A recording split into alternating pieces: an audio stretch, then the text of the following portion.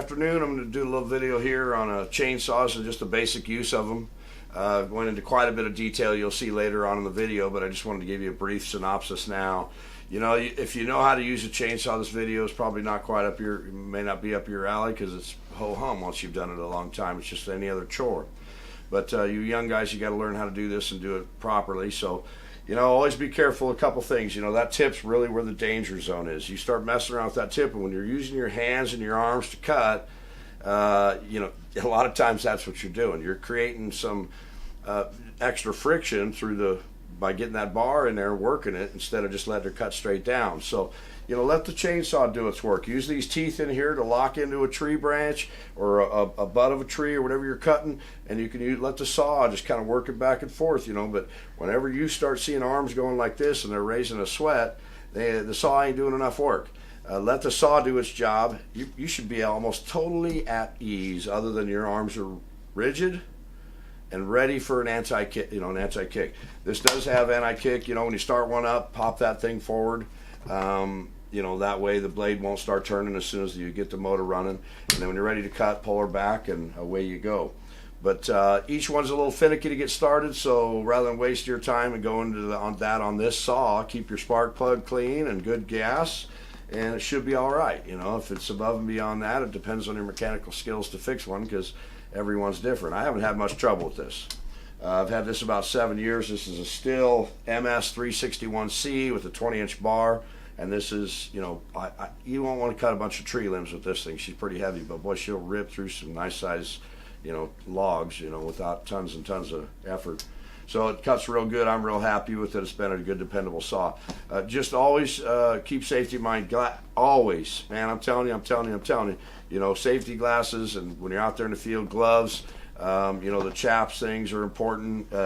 If you're, you know, the better you get at this stuff. I mean, I wasn't wearing chaps when I was building all these log houses, and maybe I did it the old school way, but it was more about keeping it to where that thing couldn't get at anywhere on my body. If I'm taking risks unnecessarily expecting some safety protection device to stop the problem, well, the problem's already begun. You know, I'm not aware of what this thing can do. Know what it's gonna do, but you know, the more you can invest in safety stuff, by all means, you know, it doesn't hurt anything. So take your time out there and have fun, and hopefully this video helps you get started using a saw and knowing what the basics are.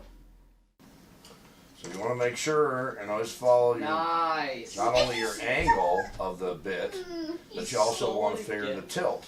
You know, if you got it tilted too much, you're going to take this thing out. You better grind quite a bit to get her ground down to a new angle, or pitch. So if you get the pitch right here, then you're going to be good to go.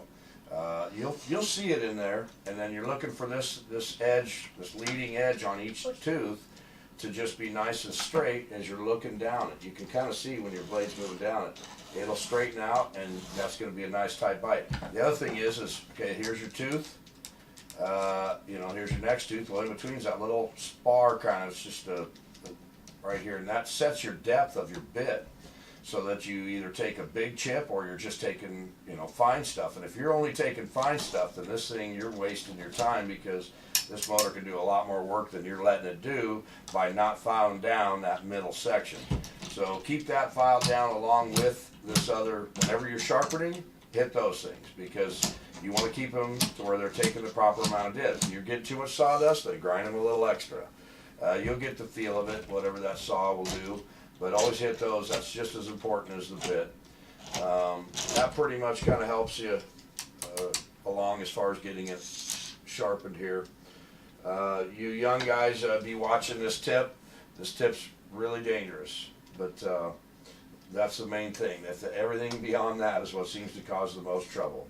And then, of course, if you're trying to use your hands to work it, but it should be good to go. This saw is ready. Everyone's got a little different file size, you know, and can't remember. I want to say this is 5/16. You know, I don't know what they go up to, but that's about as big a one as I've had, and I've only owned a few other saws. This has been a good one. But there it is, that's the old Stihl MS 361C. She's been a good saw. All right, adios.